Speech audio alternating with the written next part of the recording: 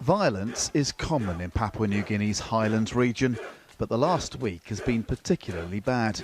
Gangs wielding machetes and guns looted warehouses, burned buildings and a plane.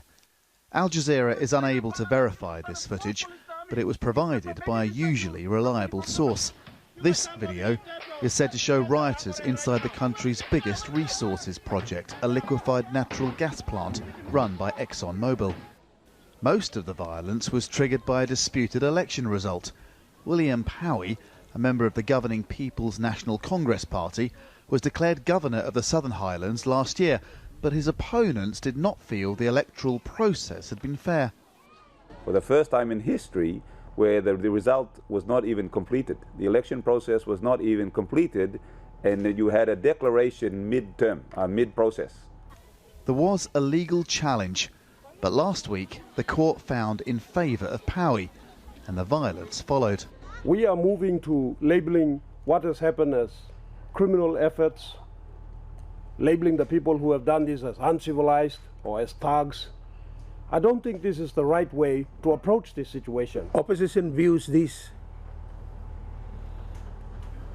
has no confidence in the leadership in Southern Highlands province, particularly and more so the leadership demonstrated by the Prime Minister. And opposition is now calling on the Prime Minister to resign. But instead, the Prime Minister, Peter O'Neill, who this week met China's President Xi Jinping, has declared a 9-month state of emergency, imposing a nighttime curfew in the city of Mendi and sending in the military and special police units. We have had incidences where we are all shameful about, but this is a province that has had similar problems in the past. But these problems come at a difficult time. Earlier this year, the same region was hit by a major earthquake.